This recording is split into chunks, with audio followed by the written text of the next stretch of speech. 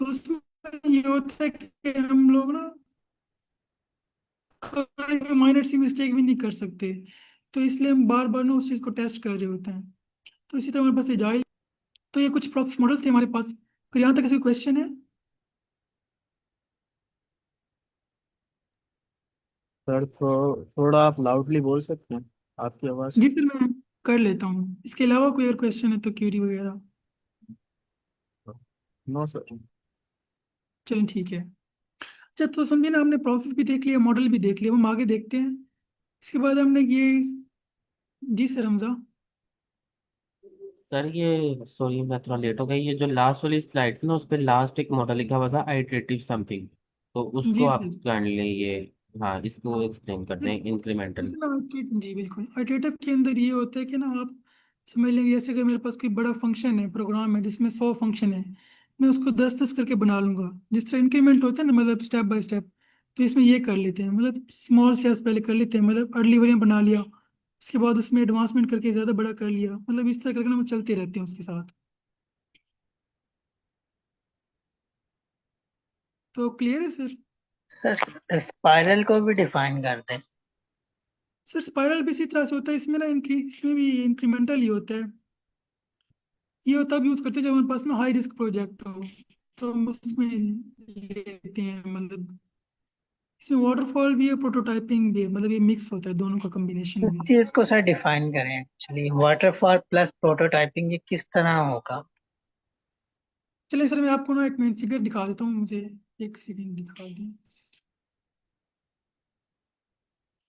Sir मैं आपको figure दिखाता हूँ कि हमारे पास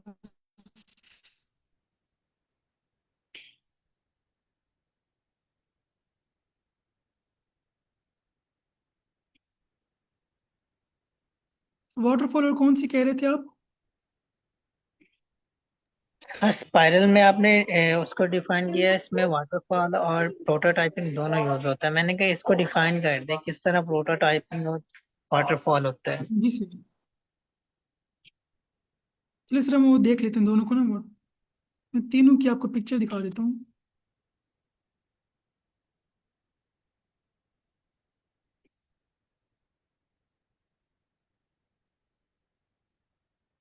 तो ये देखें, जैसे हमारे पास ना एक पिक्चर है।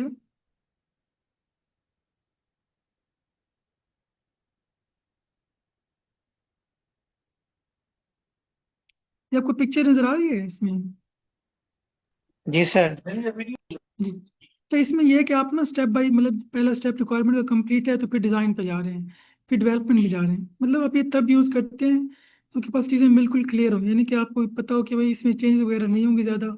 तो हम इसको, हमारे पास ये प्रॉपर स्ट्रक्चर है, हम इसको फॉलो कर सकते हैं।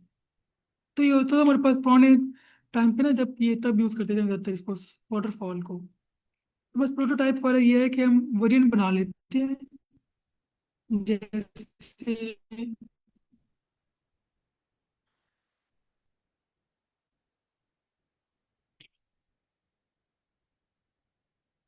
जैसे हमारे पास ये देख लें, स्पाइरल वाला आ गया ना। इसमें भी आइटरेटिव अप्रोच यूजर है हमारे पास। इसमें नेट कैसे वो स्लो पड़े हैं।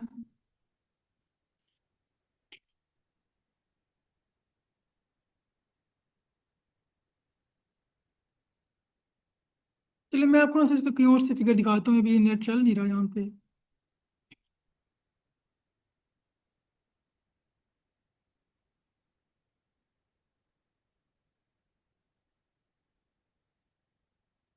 सर ये देखिए, ये हमारे पास ना स्पाइरल है, इसके अंदर ये होता है कि आप ना ये आइटरेटिव अप्रोच यूज कर रहे हैं इसके अंदर। लेकिन ये है कि जब रिस्क हो ना, तब हम इसको यूज कर रहे होते हैं। इससे पहले डिफाइन हुआ, फिर रिक्वायरमेंट ली, फिर डिजाइन ही। लेकिन कर हम सारे स्टेप ही रहे हैं, लेकिन आहिस्ता आहिस्ता कर रहे हैं, मतलब स्मॉल एस्पेक्ट्स के अंदर, ताकि आइटरेटिवली इसको काम करते रहें।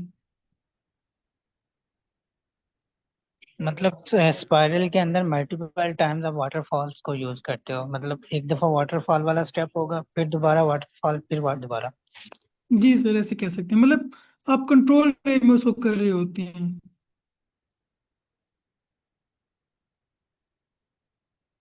ओके क्लियर है सर। सर आपको?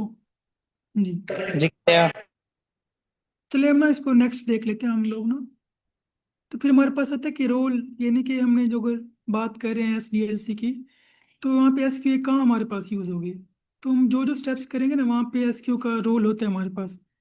जैसे अगर हम बात करते हैं रिक्वायरमेंट फेज की, तो यहाँ पे SQA यहाँ पे इन्वॉल्व होती है कि उसने ये चेक करना है कि आया ये कंप्लीट है उसकी रिक्वायरमेंट्स, ये नहीं है उसको चेक करना, उसको टेस्ट करना। ये इस फेज को ना इस तरह हैंडल कर होता है SQA। जिस तरह डिज़ाइन फेज है, उसको हम चेक कर रहे थे कि आया वो डिज़ाइन स्टैंडर्ड के मुताबिक है या नहीं है, जैसे रिक्वायरमेंट्स थी जो मतलब कस्टमर ने बताया हमें उस तरह है या नहीं है। इसी तरह कोडिंग फेज है, टेस्टिंग फेज है, डिप्लॉयमेंट फेज है। यानी कि इसका मकसद ये है कि आप जो SDLC का फेज है ना, हर फेज पे आपका SQA इन्वॉल्व होता है जो कि उसको चेक कर रहा होता है। तो ये हमारे पास इसके अंदर मेन पॉइंट है यहाँ पे।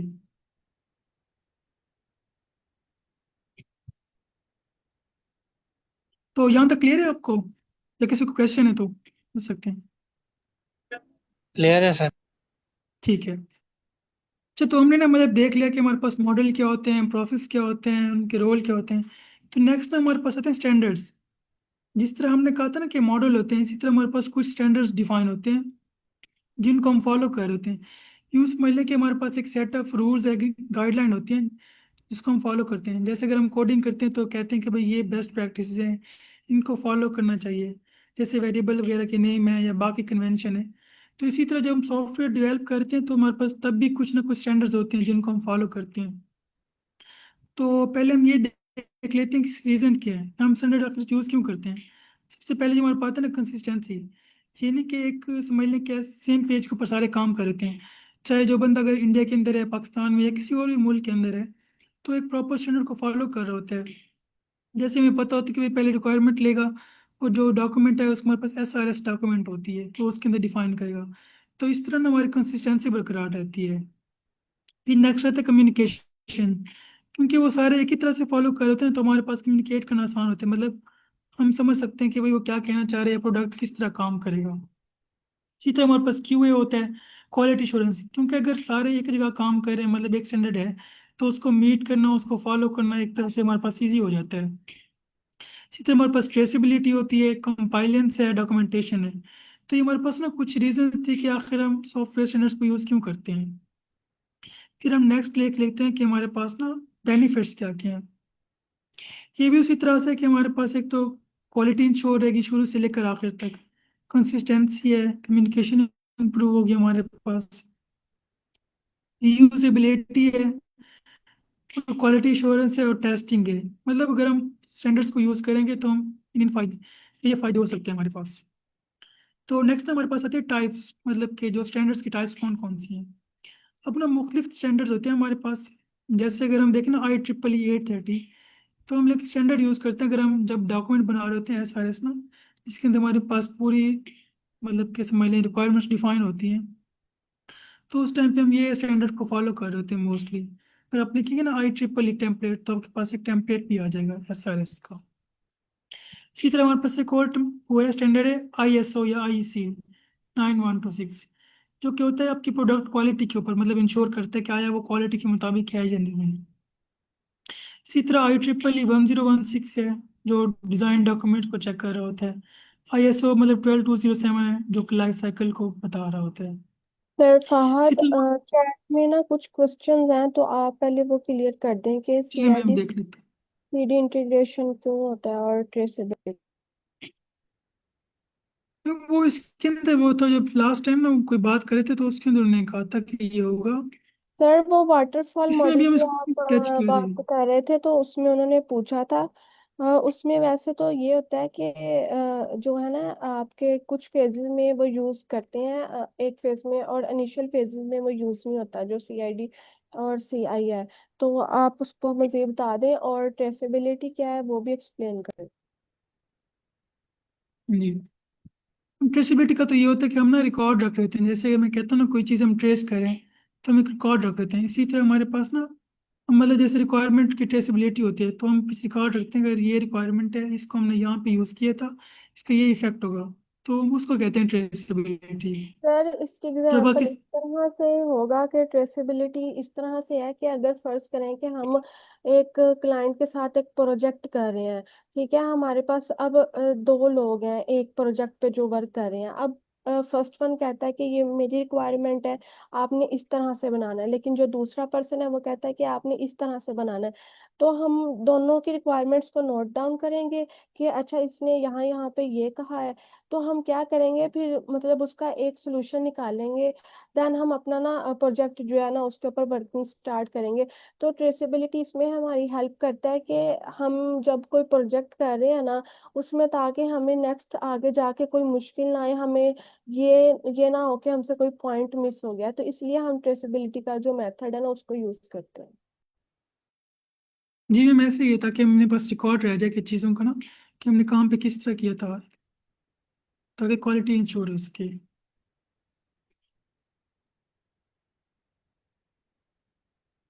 तो अब ना मतलब हमारे पास ये स्टैंडर्ड्स थे जिसको हमने देख लिया। तो नेक्स्ट हम देखते हैं पहला फेज जो हमारे पास है ना, कि SDLC का वो जो रिक्वायरमेंट फेज। तो अब ना हम इसको स्टडी करते हैं कि जो हमारा पहला फेज है, क्योंकि ये सबसे आपके पास इंपॉर्टेंट स्टेप ही होते हैं। अगर यहाँ पे कोई मिस्टेक होती है या यहाँ पे आपको चीज़ें क्लियर नहीं होती, तो फिर आगे पूरे का पूरा सॉफ्टवेयर ही आपका खराब हो सकता है।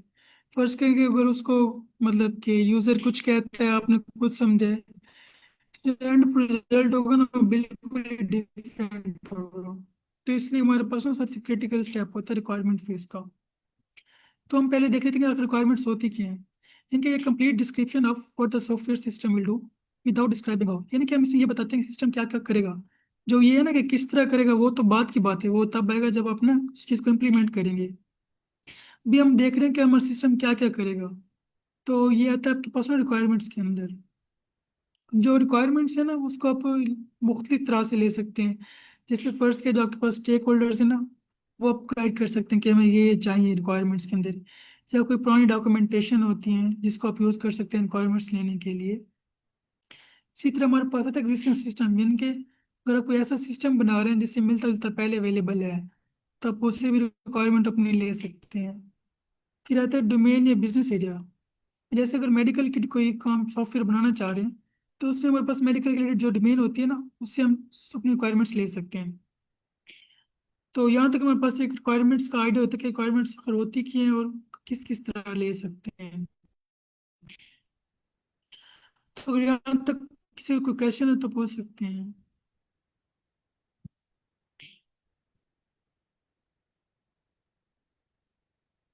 चलिए फिर हम देख लेते हैं कि रिक्वायरमेंट्स ना क्यों ज़रूरी होती हैं। जैसे, जी सर। सर मेरा क्वेश्चन ये है, जैसे हमने लास्ट पॉइंट पढ़ा डोमेन वाला, तो उससे रेलिवेंट है कि क्या ऐसे भी कोई लार्ज प्रोजेक्ट्स होते हैं जिनमें हमें डोमेन स्पेशलिस्ट से कंसल्ट करना पड़ता है? फॉर एग्जांपल अगर मेडिकल फील्ड से कोई रेलिवेंट प्रोजेक्ट है सॉफ्टवेयर का, तो क्या ऐसी भी कोई कंडीशन होती है कि हमें किसी डॉक्टर से कंसल्ट करना पड़ जाए, या रिक्वायरमेंट में इसकी जरूरत नहीं होती? नहीं सर, बिल्कुल आपको ये तो लाजमी लेना पड़ता है आपको बंदे ना, मतलब जो जो उसको यूज़ करेगा सिस्टम को, या जो भी डायरेक्टली या इनडायरेक्टली इन्वॉल्व होते हैं ना, तो आप उसको लाजमी लेते हैं, उससे पूछते हैं, उससे कंसल्ट करते हैं। जैसे आपने मेडिकल का कहा है ना, तो डॉक्टर हो सकते हैं या वहाँ पे जो काम कर रहे हैं बंदे, वो बताएंगे कि आपको कि हमारी ये रिक्वायरमेंट्स हैं, हम चीज़ों को इस तरह लेते हैं। तो आपको ना लाजमी कंसल्ट करना पड़ेगा। रिक्वायरमेंट एक पूरा फेज होता है जो सबसे क्रिटिकल होते हैं। तो बिल्कुल आपको लेना पड़ेगा sir.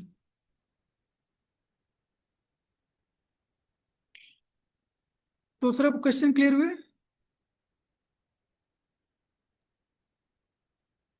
Yes sir, thank you. ठीक है सर। मैं एक एग्जांपल बताता हूँ कि एक ना एग्जांपल देखी थी जो हमारे पास, वो नहीं होती क्या कहते, तो जो मशीन्स होती है हमारे पास MRI टाइप की, उसमें ये था कि उन्होंने ना रेडिएशन को ज़रा ज़्यादा कर दिया था, तो उससे काफ़ी लोगों की डेथ हो गई थी। तो इस तरह ना काफ़ी चीज़ें होती हैं जो बिल्कुल ज़रूरी होती हैं, हमें देखनी पड़ती हैं। तो इसलिए हमें डोमेन एक्सपर्ट भी चाहिए होता है जो उसका नॉलेज रख रहा हो। तो हम आगे देख लेते हैं कि, हाँ, तो वो कहते हैं the hardest single part of building software system is to decide what to build. ये नहीं कि आप ये डिसाइड करते हैं कि आपने बनाना क्या है, जो किस तरह बनाना है वो तो बात की बात है। तो हम ना मतलब कि अगले स्टेप्स पे जाने से पहले इसको हम प्रॉपरली डिफाइन कर लेते हैं, ताकि हमारे पास पता चलते है कि ये हमने करना है। जैसे to search for an item by title, author और आईएसबीएन नंबर, जिनकी एक उसकी रिक्वायरमेंट है कि ये होना चाहिए। इसी तरह हमारे पास ना मुख्तलिफ किस्म की रिक्वायरमेंट हो सकती है, जिसको हम आगे देखेंगे।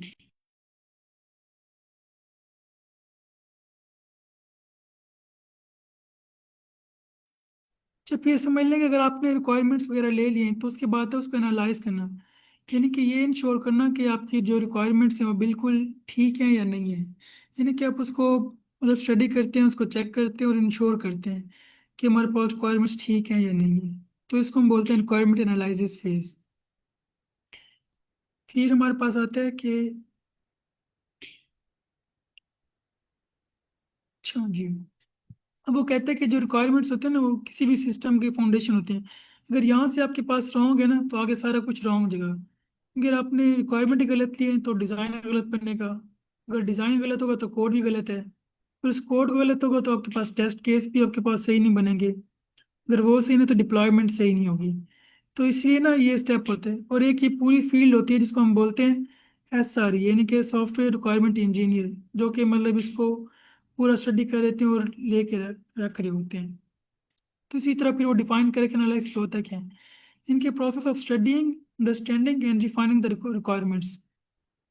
अब ये समझ लें कि फर्ज के आपने रिक्वायरमेंट्स ले ली, लेकिन वो इस फॉर्म के अंदर है कि वो क्लियर नहीं है, उसमें मतलब कोई एम्बिगिटी है, या उसकी मल्टीपल मीनिंग्स हैं, या वो सही नहीं समझ आ रही आपको। तो आपको उस स्टेप पे उसको रिफाइन करना पड़ेगा, ये इंश्योर करें कि वो बिल्कुल ठीक है और एग्जैक्टली वन मीनिंग के अंदर है, मतलब कोई एम्बिगिटी नहीं है, कोई इशू नहीं है उसके अंदर। तो ये मतलब हमें मतलब सारे कुछ स्टेप्स देखने पड़ते हैं चीज़ों को। अच्छा, तो अब ना हम समझ लें कि जो रिक्वायरमेंट फेज है ना, उसके अंदर भी मुख्तलिफ एक्टिविटीज़ हैं जो कि परफॉर्म हो रही होती हैं। जैसे सबसे पहले हमारे पास आता है रिक्वायरमेंट एलिसिटेशन। इसका मतलब ये होता है कि हम रिक्वायरमेंट्स को गैदर करते हैं। अब ये क्वेश्चन आता है कि गैदर किस तरह कर सकते हैं। तो आप इंटरव्यू ले सकते हैं, सर्वे कर सकते हैं, फॉर्म फिलिंग हो गई, किसी से जाके डायरेक्ट मिल सकते हैं, मतलब इंटरव्यू कंडक्ट कर सकते हैं उससे। तो समझ लें कि आपने पहले पहले ये कर लिया कि रिक्वायरमेंट्स इकट्ठी कर ली, ठीक हो गया। फिर आपने देखा क्लासिफिकेशन, यानी कि हम उसको डिफाइन करते हैं कि भाई हमारे पास इसमें फंक्शनल कौन सी है और नॉन फंक्शनल कौन सी है, या प्रायोरिटी कौन सी है। जैसे हो सकता है आपके पास, अगर आपने टोटल 30 रिक्वायरमेंट्स इकट्ठी की है मतलब इस पूरे स्टेप के अंदर, तो इसमें आप डिफाइन कर देंगे कि भाई 10 हमारे पास फंक्शनल है, 5 नॉन फंक्शनल हैं, और कुछ ना प्रायोरिटीज की हैं। और प्रायोरिटी आपके पास हाई भी हो सकती है, लो भी हो सकती है और मीडियम भी हो सकती है। वो आपके ऊपर डिपेंड करता है कि आपके सिस्टम के ऊपर कि आपने उसको किस तरह रखना है। फिर समझ लें कि आपने वो भी कर लिया, फिर होता है मॉडलिंग का, यानी कि आप उसको मॉडल भी कर लेते हैं कि आप डायग्राम्स के थ्रू, जैसे मैं फ्लो बनाता हूँ कि भाई इसके पहले ये होगा तो फिर ये इसकी आउटपुट होनी चाहिए, इस तरह करके, ताकि चीज़ें बिल्कुल क्लियर हों। फिर रहता है वैलिडेशन और वेरिफिकेशन। वैलिडेशन ये है कि भाई क्या जो रिक्वायरमेंट्स हैं वो बिल्कुल यूज़र के मुताबिक हैं या नहीं है। और वेरीफाई रहते है वो उसको चेक करते हैं कि वो करेक्ट है या नहीं है। तो ये हमारे पास ना कुछ एक्टिविटीज़ थी जो हम रिक्वायरमेंट्स के फेज के अंदर करते हैं। अगर यहाँ तक किसी को कोई क्वेश्चन है तो पूछ सकते हैं। सर ये आपने HLN क्या लिखा है, मतलब इसका मतलब? इनकी प्रायोरिटी ना हाई हो सकती है, या लो है, या मीडियम है। जैसे फर्ज किया कि वो कहते हैं ये रिक्वायरमेंट है लेकिन इसकी प्रायोरिटी लो है, तो उसको बाद में कर लेंगे, जिसकी हाई है उसको पहले कर लेंगे। ठीक। अच्छा, ये DFT और UML का क्या है सर? सर ये ना हमारे पास एक तरह से लैंग्वेज होती है डाटा। DFD का मतलब है डाटा फ्लो डायग्राम, और UML का मतलब है यूनिफाइड मॉडर्न लैंग्वेज, यानी कि डिजाइनिंग ये के अंदर एक लैंग्वेज फ्लो होती फ्लो है। चार्ट की तरह जो होता है ये सर वो? जी जी बिल्कुल ऐसे ही सर। थैंक किसी और कोई क्वेश्चन है तो पूछ सकते हैं।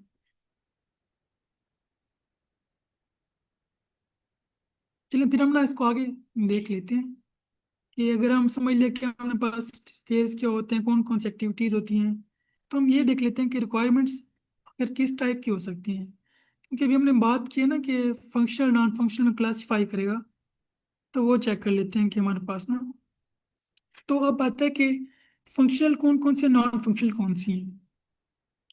जो आपके पास फंक्शनल रिक्वायरमेंट्स होते हैं, ये वो रिक्वायरमेंट्स होती हैं जिसको आपके सिस्टम ने करना ही करना है, यानी कि ये लाजमी आपके सिस्टम का पार्ट होती हैं। जबकि जो नॉन फंक्शनल होती हैं ना, ये समझ लें कि एज ए होल काम कर रही होती हैं। जैसे आपके पास, मैं कहता हूँ, उसकी क्वालिटी हो गई, उसकी परफॉर्मेंस है, या वो कितना रिलायबल है, या सिक्योरिटी, तो ये आपके पास आते हैं नॉन फंक्शनल के अंदर। तो ये मेन दो टाइप्स होते हैं हमारे पास रिक्वायरमेंट्स की। अब एग्जांपल देख लेते हैं। जैसे फंक्शनल में ये आता है कि मैं कहता हूँ जब भी यूज़र सर्च करे तो आपने उसको ये शो कराना है, तो एक फंक्शनल रिक्वायरमेंट है। नॉन फंक्शनल ये हो सकती है, मैं कहता हूँ कि जैसे यूज़र इंटर करे तो उसके विद इन 100 मिली सेकेंड में आपने रिजल्ट शो कर देने हैं। तो ये उसकी एक नॉन फंक्शनल रिक्वायरमेंट रहती है हमारे पास। फिर समझ लें डोमेन का होता है जो किसी भी स्पेसिफिक डोमेन के रिलेटेड हो सकता है।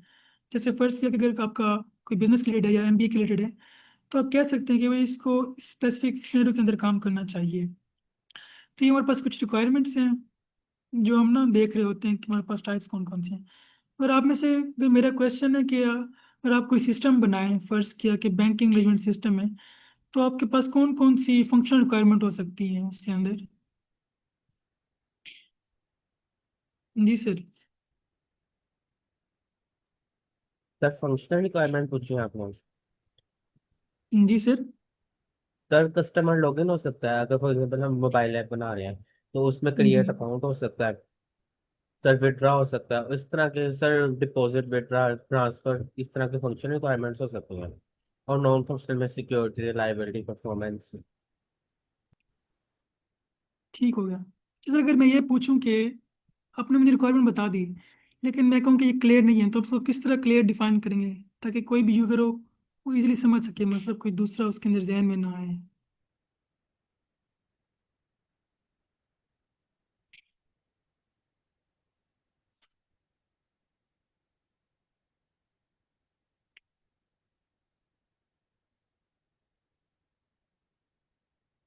तो जैसे मैं ये कह देता हूँ कि system shall and OTP and registration, इनके जैसे ही वो रजिस्टर करेगा तो आपने ओटीपी भेज देना है उसको। तो उसकी फंक्शनल रिक्वायरमेंट है, यानी कि एग्जैक्ट हमने बता दिया कि सिस्टम क्या करेगा। फिर नॉन फंक्शनल में कैसे करेगा, हमने कहा कि भाई 2 सेकंड के अंदर रिस्पॉन्ड कर दे। तो ये हमारे पास कुछ एग्जांपल थी फंक्शनल की और नॉन फंक्शनल की। तो यहाँ तक क्लियर है?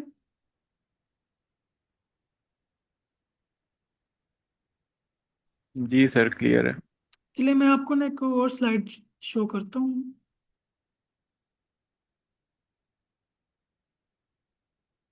चाहिए आपको स्लाइड शो हो रही है मेरी, जी ये सर। ट्री वाली? जी जी। सर हो। अच्छा, इसके अंदर यूँ समझ लें कि ये आपके पास ना कोई सिस्टम आया है और आप ना उसको, मतलब कोई प्रॉपर स्ट्रक्चर नहीं है, बस जैसे आ रहा है उसको बना रहे हैं। ये देखिए, अगर मतलब प्लान आपके पास ये है कि आपने ना इस तरह का बनाना है आपके यहाँ, मतलब एक सीढ़ी लगी हुई है, एक दरख्त है। अब आपने उसको मतलब समझा नहीं, सही से बस बता दिया आगे ना उसको, जो एनालिस्ट है उसने ये समझा कि वो मुझे इस तरह का बनाना है। उसने कहा ठीक है। अब उसने आगे रिपोर्ट जो दी है वो डिजाइनर को, उसने ना मतलब इस तरह का आर्किटेक्चर बना दिया है। मतलब तीनों के पास ना वो आगे फॉरवर्ड करते जा रहे हैं, मतलब कोई ने सही से नहीं समझा, तो उसका नुकसान देखते हैं क्या होता है। तो जो डेवलपर था उसने इस तरह बना दिया है क्योंकि उसको ये समझ लगे है। और जो डॉक्यूमेंटेशन थी वो उन्होंने की नहीं, मतलब बिल्कुल खाली है, जीरो डॉक्यूमेंटेशन है।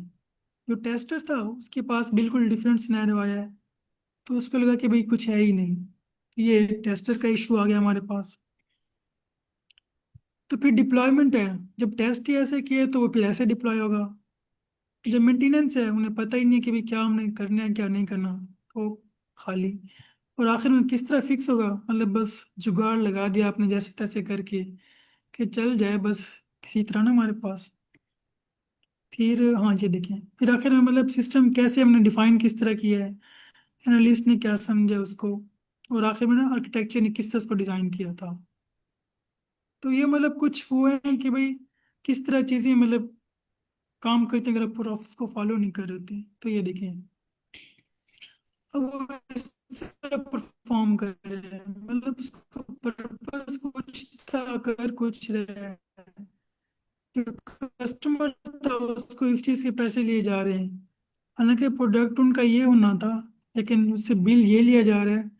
और आखिर में जो यूजर है उसको गुस्सा इतना मतलब आग की तरह गुस्सा हो गया उसका। तो ये हमारे पास कुछ था कि ना, जिससे हम देख सकते हैं कि भाई किस तरह चीजें काम करते हैं। अगर आपका पहले स्टेप भी क्लियर नहीं है तो आगे सारे स्टेप हुई थी।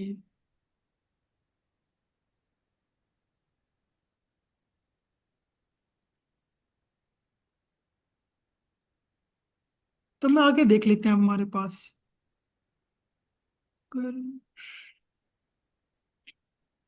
ये फिर हमारे पास था रिक्वायरमेंट ट्रेसेबिलिटी। इनके फर्ज क्या कि आपने रिक्वायरमेंट्स कर ली, आपने पता चल गया कि बिल्कुल ठीक है, और क्लासीफाई भी कर दिया। जी मैम।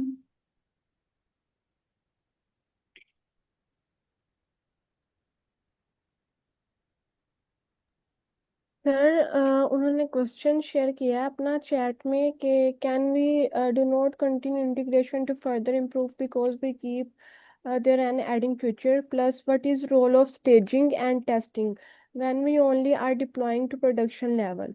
तो ये उनको आप आंसर दे दो। मैम देखिए ना, जो स्टेजिंग है ना, मतलब कि यूं समझ लें कि आपके पास दो चीजें हैं। एक स्टेजिंग है और एक है डिप्लॉयमेंट। इनकी जो प्रोडक्शन लेवल पे होती है। जो स्टेजिंग समझ लें कि इनिशियल वेरिएंट होता है कि आप चेक कर लेते हैं या कि वो चीज़ पब्लिक के लिए अवेलेबल होने के काबिल है या नहीं है। अगर आपको लगता है कि ये ठीक है, काबिल है, तो आप इसको नेक्स्ट जो हमारे पास फेज होती है ना, डिप्लॉयमेंट फेज या प्रोडक्शन फेज, आप उसको उस पे ले जाते हैं। तो ये हमारे पास मतलब फर्क होता है कि स्टेजिंग का और डिप्लॉयमेंट मतलब प्रोडक्शन लेवल की जो डिप्लॉयमेंट होती है, क्या फर्क होते हैं। बस इसमें लेकिन पहला स्टेप होता है कि हम इंश्योर करने के लिए क्या है जो हम कर रहे हैं वो बिल्कुल ठीक है या नहीं है। तो इसलिए हम परफॉर्म कर रहे होते हैं। जैसे अगर आप GitHub पे जाए ना, मतलब कि जो पब्लिश होने से पहले स्टेजिंग स्टेज आती है, कि पता चलता है कि रेडी हो चुकी है स्टेज होने के लिए, बस आपने भेजनी है। तो इस तरह ये भी उसी का कंसेप्ट ही है हमारे पास। तो जो ऊपर उनका जो क्वेश्चन था ना कि can we do not continuous integration to further improve, तो इसका मुझे मतलब क्वेश्चन का क्लियर नहीं हो रहा कि वो क्या मतलब पूछना चाह रहे हैं। लेकिन ये कि हम फीचर ऐड करते रहते हैं, जो उसमें बस ये कि आपके पास जो मॉडल है ना वो डिफरेंट होते हैं। जैसे इंस्टाग्राम या स्पॉटिफाई है, ये लोग यूज़ करते हैं एजाइल मॉडल को। तो उसमें ना मतलब कस्टमर इन्वॉल्व होते हैं और वो आहिस्ता आहिस्ता चीज़ों को इम्प्रूव करते हैं। जैसे कोई बग फिक्स कर दिया, कोई फीचर ऐड कर दिया, तो इस तरह चीज़ें मतलब चल रही होती हैं। मैं आपको क्वेश्चन क्लियर है? सर दरअसल उनका क्वेश्चन था कि वो कह रहे हैं कि we keep on adding features can we not integrate and unit testing and then integration testing. हम देखें जो टेस्टिंग है ना, वो यूनिट टेस्ट का मतलब समझ लें मॉड्यूल टाइप होती है। जैसे अगर आपके पास 10 मॉड्यूल हैं, तो अगर आप उसको एक एक करके करेंगे तो वो यूनिट टेस्टिंग हो जाएगी।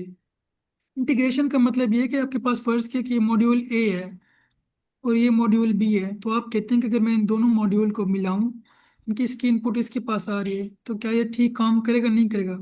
तो इसे हम बोलते हैं इंटीग्रेशन टेस्टिंग। इनके मुख्तलिफ मॉड्यूल को इंटीग्रेट कर रहे हैं आप। तो यूनिट टेस्टिंग वो सिंगल किसी मॉड्यूल को आप टेस्ट कर रहे होते हैं। तो मतलब बिल्कुल डिफरेंट चीज़ें ये जो मैम मतलब पूछ रही हैं। अगर किसी और को आइडिया है इससे रिलेटेड तो आप शेयर कर सकते हैं।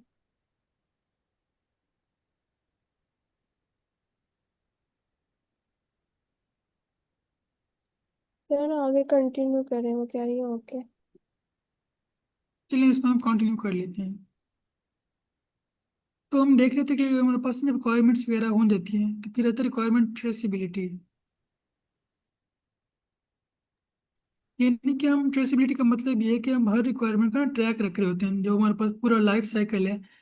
फर्स्ट ये कि मैंने अगर पहले फेज पे रिक्वायरमेंट ली है, तो उसका मतलब कहाँ कहाँ पे यूज़ हो रही है, उसका इम्पैक्ट क्या है, उसका इफेक्ट क्या है, तो हम सारी चीज़ें रख रहे होते हैं। तो हम देखते हैं कि ये ज़रूरी क्यों है। सबसे पहली बात तो ये आपके पास कोई रिक्वायरमेंट स्किप ना हो जाए। यानी कि ऐसा ना हो कि आप बना रहे हैं, आपने बस लिखा है लेकिन उसको चेक नहीं किया कि आया वो हमारे पास है या नहीं है।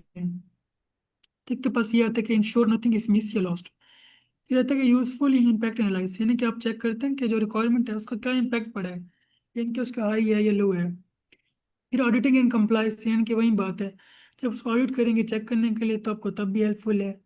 जैसे कि test coverage with defect tracking, यानी कि जब आप टेस्ट कर रहे होते हैं कि भाई रिक्वायरमेंट्स को या सारे स्टेप्स को, तब भी आपको पास ये काम आती है।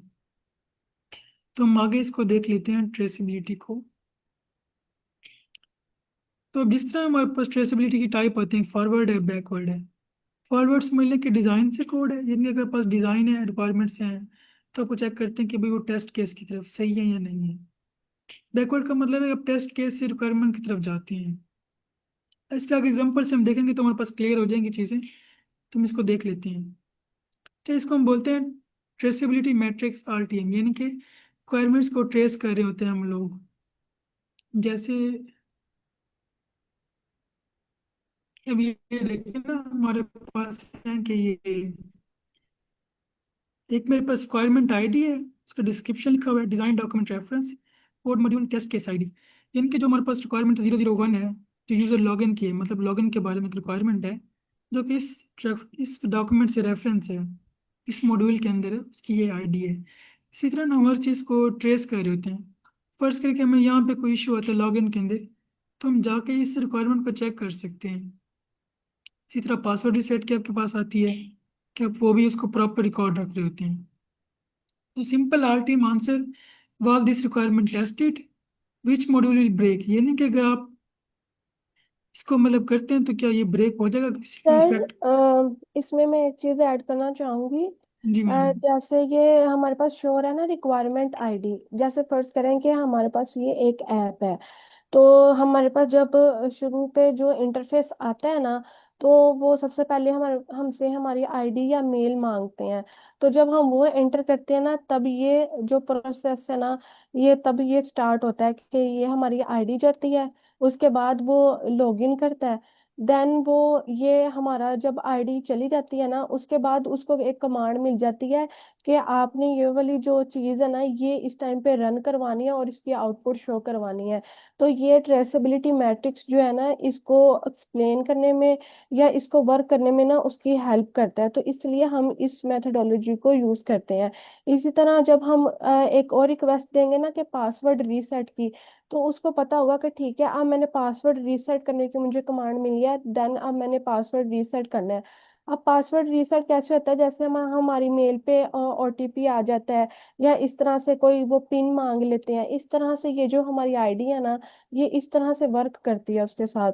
तो ये इस तरह से जो ट्रेसेबिलिटी वाली मेथड है ना, इस तरह से जो है ना वर्क करता है कि जब भी हम कोई इनपुट देते हैं ना, वो उसको कमांड देता है और इजीली उसको एक्सेस करता है उस कमांड को, और उसके ऊपर ना इजीली मतलब फिर वर्क करता है और हमें जो आउटपुट है ना वो शो करवा देता है। इसका ये था। बाकी आप आगे नेक्स्ट। जी आपने काफी अच्छे से बताया, आगे भी कुछ एग्जाम्पल पहले वो भी देख लेते हैं हम लोग ना। ये तो बिल्कुल बेसिक सी एग्जाम्पल थी, आगे थोड़ी एडवांस एग्जाम्पल है, वो हम चेक कर लेते हैं।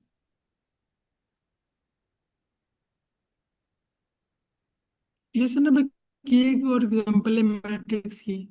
बीच में ये है कि वो सारा कुछ ना रिकॉर्ड रखा हुआ है, यानी कि प्रोजेक्ट का नाम क्या है, मैनेजर कौन है, प्रोजेक्ट क्या करे, मतलब किस चीज़ के बारे में। फिर हर रिक्वायरमेंट की आईडी है, रिक्वायरमेंट क्या कर रही है, इसका सोर्स कौन से, मतलब किस बंदे से वो रिक्वायरमेंट आई है। जैसे बिजनेस एनालिस्ट हो गया, प्रोडक्ट ओनर है, यूजर स्टोरीज, मतलब कोई बंदा जिसे कह लें। उसकी फिर रिक्वायरमेंट टाइप कौन सी है, मतलब फंक्शनल है, नॉन फंक्शनल है। बेस्ड डिलीवरेबल है, टेस्ट केस आईडी कौन सी है, टेस्ट क्या करेगा, टेस्ट मतलब पास हुआ है या फेल हुआ है, क्वालिटी एश्योरेंस क्या है, मतलब बिल्कुल ना हम ट्रैक रख रहे हैं कि एक चीज़ का। तो इस तरह हम इसको इसीलिए बोलते हैं ट्रेसेबिलिटी मैट्रिक्स। ये एग्जांपल आपको क्लियर है। जी सर। जी। तो समझ लें कि हमने ना सारा कुछ तो कर सर लिया एक चीज, अगर ये कोई भी फेल होता है, जी सर। रिक्वायरमेंट्स में भी फिर चेंजिंग होगी ना, क्योंकि ट्रेसेबिलिटी तो फिर उधर से ही ट्रेस होगी। जी। ठीक है।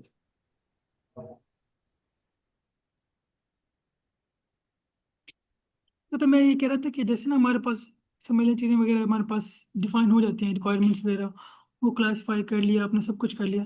तो फिर हमारे पास है SRS डॉक्यूमेंट स्ट्रक्चर, यानी कि अब आपने उस सबको ना जो चीज़ें हमने इकट्ठी की है उसके प्रॉपर डॉक्यूमेंट के अंदर मतलब बना लेते हैं उसके अंदर। इसको हम बोलते हैं SRS डॉक्यूमेंट, यानी कि स्पेसिफिक सॉफ्टवेयर रिक्वायरमेंट स्पेसिफिकेशन, क्योंकि वो उसको स्पेसिफाई कर रहा होता है। इनके जब हम एनालाइज करें रिक्वायरमेंट्स को, नेक्स्ट स्टेप होता है उसको डॉक्यूमेंट करना। जिसका पर्पस है वो ये होता है कि सॉफ्टवेयर रिक्वायरमेंट स्पेसिफिकेशन, जिसमें आपके पास इंट्रोडक्शन आता है, ओवरऑल काम क्या करेगा प्रोडक्ट, हमारा जो प्रोजेक्ट होगा उसकी रिक्वायरमेंट्स कौन कौन सी हैं, या हमारे पास रेफरेंस हो गया, बाकी चीज़ें हो गई। जी मैम। सर इसमें मैं एक चीज ऐड करना चाहूंगी कि जो SR एस डॉक्यूमेंट होता है ना, हम इसमें ये जो हमारे पास रिक्वायरमेंट है, एक स्टैंडर्ड जो यूज हो रहा है IEEE 830, ये जब भी SRS पे वर्क करते हैं ना हम, तब हम IEEE को यूज करते हैं।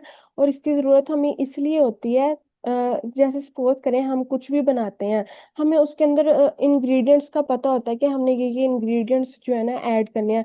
तो इसी तरह हमें SRS में IEEE हेल्प करता है कि कौन सी चीजें, स्टेप्स या रिक्वायरमेंट्स ऐड करनी है। जब भी हम किसी स्टैंडर्ड को फॉलो करते हैं ना, एक तो हमारा टाइम कम लगता है, दूसरा उसकी कंप्लीशन की जो पॉसिबिलिटी है ना वो ज्यादा हो जाती है। वो इसलिए कि क्योंकि हमें ये सारा एक स्टेप जो है ना, वो एक रिक्वायरमेंट प्रोवाइड कर देता है कि हमने इन इन स्टेप्स को ना फॉलो करना है। तो इसलिए ये ना हमारे लिए काफी हेल्पफुल होते हैं जो स्टैंडर्ड्स होते हैं। बिल्कुल मैम, इसी तरह है, क्योंकि हमारा पर्पज ये होता है कि हम ना स्टैंडर्ड फॉलो कर सकें ताकि चीज़ें हमारे लिए आसान हो और क्वालिटी इंश्योरेंस के। तो वही वो कह रहे हैं कि हमारे पास जैसे वैलिडेशन हो गई, टेस्टिंग है, फ्यूचर में जो कोई चेंजेस वगैरह होते हैं तभी हम हेल्प हो सकती है हमारे पास। मैं आपको ना एक डॉक्यूमेंट दिखाता हूँ ऐसा, इसका जो टेम्पलेट है हमारे पास। ये टेम्पलेट डिफरेंट तरह का भी हो सकता है आपके पास, लेकिन जो चीज़ें होती है ना वो एक ही तरह से होती हैं। जैसे अगर ये हमारे पास एक टेम्पलेट है ना,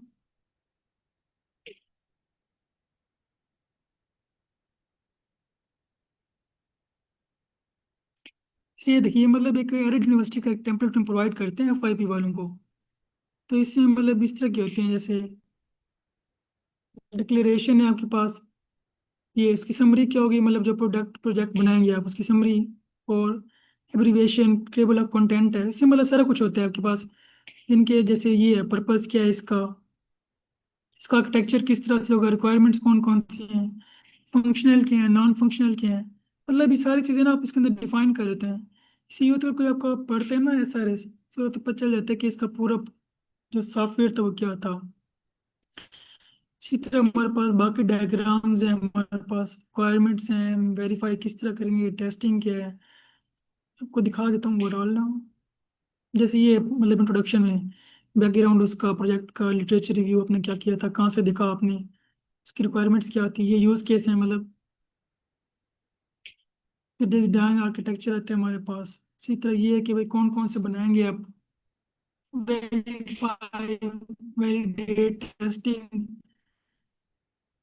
ये वही बात है, मॉड्यूल टेस्टिंग हो गई, सिस्टम टेस्टिंग है, स्ट्रेस टेस्टिंग हो गई, कंक्लूजन, मतलब ये आपके पास ना पूरा एक डॉक्यूमेंट होता है जिसमें चीज डिफाइन होती है। जी सर, हैंड रेज है आपका।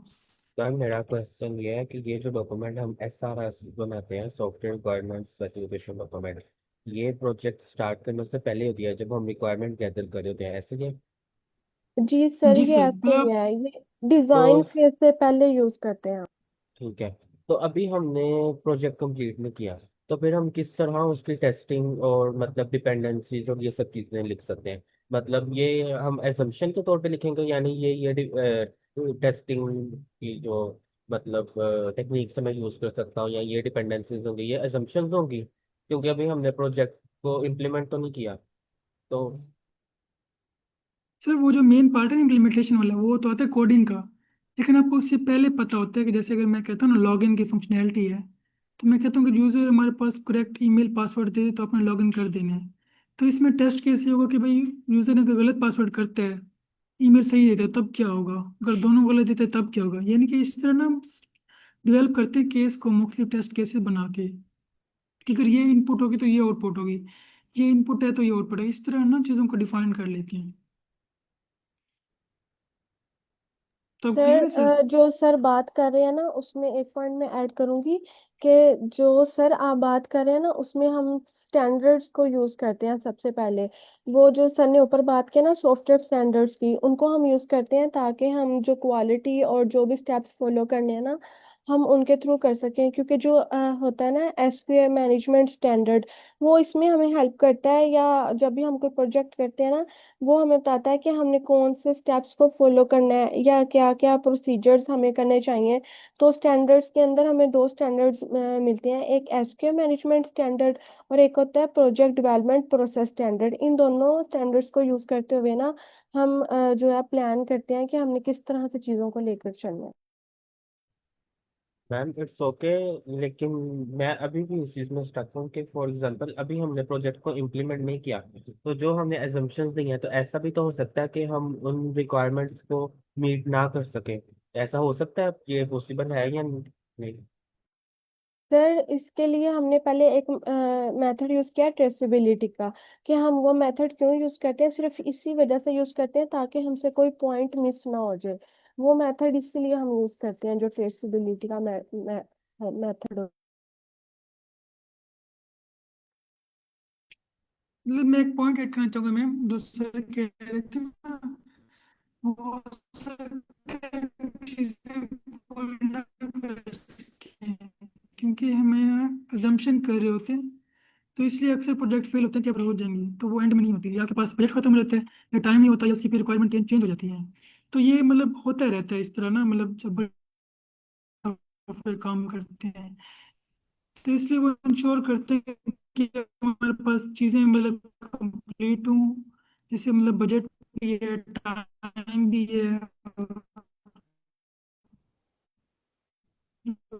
रिक्वायरमेंट्स भी सेम रहेंगी, चेंज नहीं होंगी बार बार। तो इसलिए हम सारा कुछ ना डॉक्यूमेंटेशन कर रहे होते हैं साथ साथ, ताकि अगर बाद में यूज़र कहते कि नहीं मुझे ये चाहिए, तो आप बता सकें कि आपने पहले इस पे एग्री किया था। तो इस तरह सर।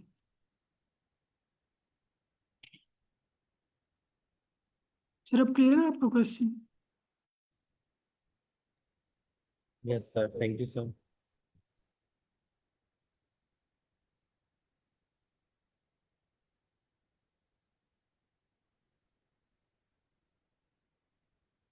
आवाज़ आ रही है आपकी मेरी?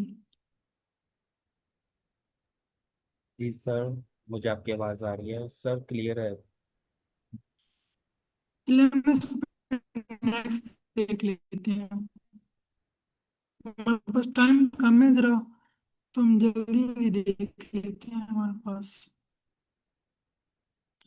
अच्छा, फिर हमारे पास आते हैं कि रिक्वायरमेंट्स की ना, मतलब अच्छी रिक्वायरमेंट्स कौन कौन सी होती हैं। तो इसकी इजी वर्डिंग कहते हैं, जैसे हमारे पास क्लियर, जिसे जैसे हमारे पास ना एक मतलब रिक्वायरमेंट्स क्लियर हों, कंप्लीट हों,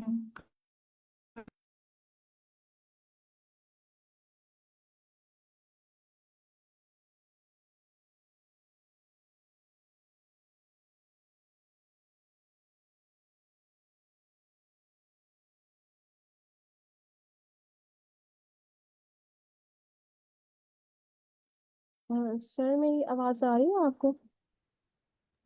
यस मिस आ गई।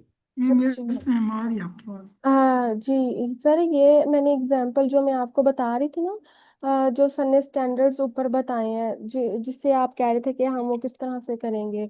तो ये एक चीज थी जो सर ने मतलब कि हमें पहले बताए हैं ना स्टैंडर्ड्स।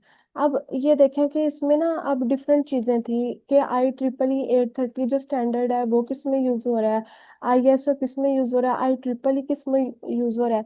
तो इन सब की डिफरेंट फंक्शन मतलब के वर्किंग थी। अब मैंने ये साइड पे ना इसकी एग्जांपल लिखी है कि फर्ज करें कि आप एक ऑनलाइन शॉपिंग वेबसाइट बनाते हैं।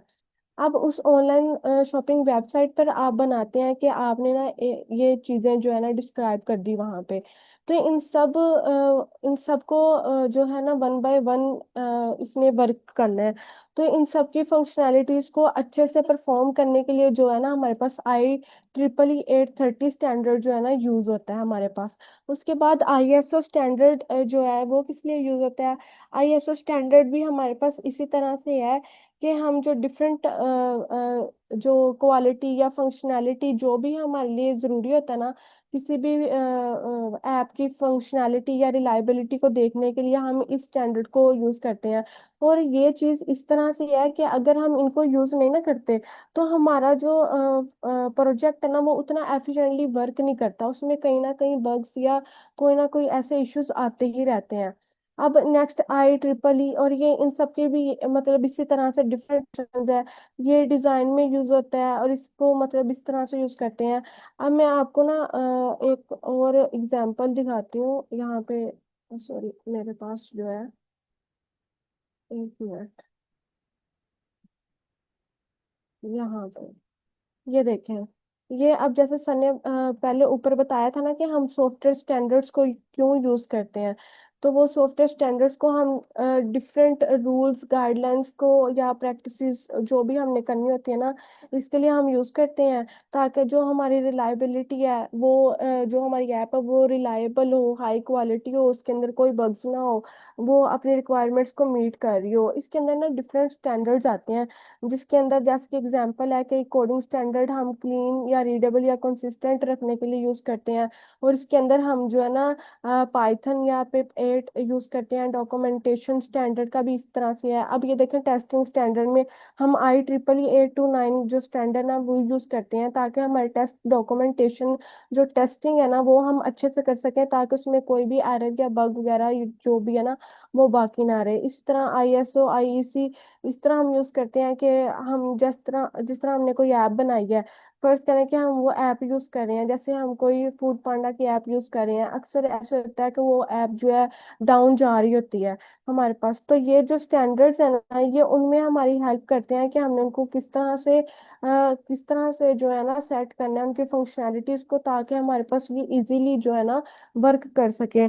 और ये स्टैंडर्ड्स हम इसलिए यूज करते हैं ताकि उनकी क्वालिटी अच्छी हो, रिलायबल हो, और वो डेवलपर जो भी उनको यूज करते हैं वो इजीली उसके साथ मतलब कोलैबोरेट कर सकें और अपने जो क्लाइंट की रिक्वायरमेंट्स हैं उनको मीट कर सकें। इस तरह करके ये सारा जो प्रोसीजर है ना वो हम फॉलो करते हैं। तो इसकी मैं बात करी थी आपके साथ कि सर ये जो है ना आप इनको यूज करके जो है ना अपनी फंक्शनैलिटीज बेटर कर सकते हैं उसकी।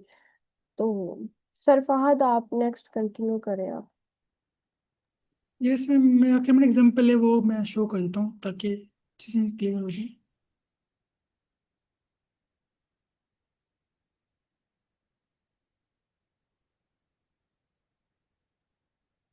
स्क्रीन शेयर हो रही है मेरी? जी अच्छा, तो हम ना इसका एग्जांपल चेक कर लेते हैं। जैसे हमारे पास एक सिनेरियो के स्मार्ट पेट फीडर ऐप, इनकी अगर आपने एक एप्लीकेशन बनानी है जिसमें यह है कि आप रिमोटली ना अपने पेट्स को फीड कर सकते हैं, तो उसमें ना आप देखेंगे हम जो अब तक जो पढ़ा है उसको किस तरह इम्प्लीमेंट कर सकते हैं। जैसे ये देखें, सबसे पहले तो हम ये देख लेंगे कि भाई हमारे पास ना एक स्टेटमेंट आ गई है कि अपने एप्लीकेशन बनानी है जिसके जरिए ना यूजर अपने जो मतलब जो भी ओनर है वो अपने पेट को फीड कर सके रिमोटली। तो पहले हम देखेंगे कि सिस्टम के क्या क्या करना चाहिए। मतलब वो कहते हैं कि भाई शेड्यूल, जो फीडिंग उसको शेड्यूल कर सके, उसको मैनुअली फूड चेक कर सके, मतलब नोटिफाई हो गया, ट्रैक करना उसको और बाकी फीडर के साथ ना लिंक करना। तो ये हमारे पास कुछ आ गए कि भाई क्या क्या प्रॉब्लम, क्या क्या स्टेटमेंट होगी। फिर नेक्स्ट आता है हम ना क्या जिस मतलब मॉडल कौन सा यूज़ करेंगे। तो जैसे इसके अंदर है ना हम यूज़ कर रहे हैं वी शेप मॉडल, ताकि हम उसको टेस्ट भी कर सकें इजीली। दूसरा हम ये स्टैंडर्ड यूज़ कर रहे होंगे, मतलब ISO 29418, ताकि रिक्वायरमेंट्स कंप्लीट हो। फिर IEEE SR इसके लिए, मतलब ये हमने मॉडल ले लिया, ये स्टैंडर्ड हम यूज़ कर रहे होंगे। फिर नेक्स्ट आ गया हमारे पास ना कि रिक्वायरमेंट्स। रिक्वायरमेंट्स मैंने किस किस से ली थी हैं हमारे पास, मतलब जैसे एक स्टेक होल्डर है ना, एक तो हमारे पास वो में हेल्प करेगा, मतलब जैसे पेट ओनर हो गया, जो मोबाइल चलाते हैं या जो कस्टमर हैं वो बताएंगे हमें अपनी रिक्वायरमेंट्स। फिर हम चेक करेंगे फंक्शनल रिक्वायरमेंट कौन कौन सी हैं। जैसे मैं कहता हूँ यूजर लॉगिन भी हो और मल्टीपल पेट को ऐड कर सके। इसी तरह उसको पता चले कि जो बॉल है मतलब जिसके अंदर फूड है वो फुल है या हाफ है, तो उसे वो पता चल जाए। इसी तरह मैं कहता हूँ कि यूजर को ना 2 सेकंड में रिस्पॉन्ड करना चाहिए, ये नॉन फंक्शनल रिक्वायरमेंट है। यानी कि मैंने पहले रिक्वायरमेंट्स ले ली, इससे फिर हम उसको क्लासीफाई कर दिया फंक्शनल नॉन फंक्शनल के अंदर। फिर हमने उसको ट्रेसेबिलिटी कर दिया, यानी कि हर एक रिक्वायरमेंट को ना ID असाइन कर दी, जैसे REC 1101। आगे हम देख भी लेते हैं इसको। जैसे ये है। अब ना मतलब सिंपल मैंने समझा SRS बना रहा हूँ ताकि पता चल जाए। मतलब ये इंट्रोडक्शन है हमारे पास ऐप का, ये ओवरऑल डिस्क्रिप्शन है, मतलब पर्पस इसका ये है, स्कोप ये है, और यूजर कौन कौन से हैं, कि एडमिन होगा, एक ओनर होगा, एग्जाम्पशन क्या क्या है कि उसके पास इंटरनेट होगा हमेशा। इसी तरह फिर हमने रिक्वायरमेंट को स्पेसिफाई कर दिया है। मतलब जैसे हमारे पास रिक्वायरमेंट 1 है ना, लॉगिन और साइन अप की है, कि जो 2 है वो पेट को ऐड करना, डिलीट करना, शेड्यूल करना। इस तरह हमने ना रिक्वायरमेंट्स को बता दिया हमारे पास, फंक्शनल भी नॉन फंक्शनल भी। फिर हम चेक करें कि अच्छी रिक्वायरमेंट कौन कौन सी, बल्कि ये नहीं है तो जी। फिर हम रिक्वायरमेंट्स देख ले कि ये हमारे पास क्लियर होनी चाहिए, रिक्वायरमेंट्स बिल्कुल ठीक हैं। तो हमने मैट्रिक्स बना लिया। मतलब जैसे ये रिक्वायरमेंट थी 101 वाली, ये साइन अप है, इस सेक्शन के अंदर टेस्ट केस ये हमने कवर कर लिया इसको, ये पेंडिंग रहती है।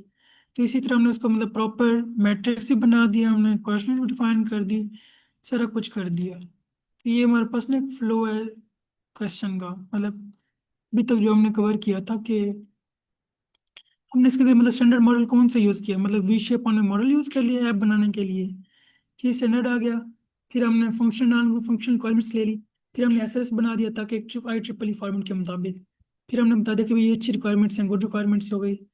फिर हमने उसको ट्रेस कर दिया ताकि हमें पता चल जाए चीज़ों के बारे में।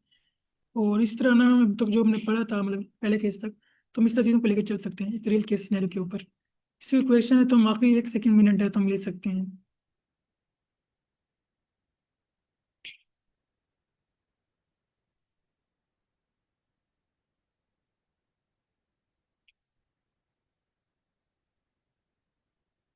टाइम हो गया, किसी को क्वेश्चन नहीं है तो आप इसको फिर मतलब क्लोज कर सकते हैं रिकॉर्डिंग को।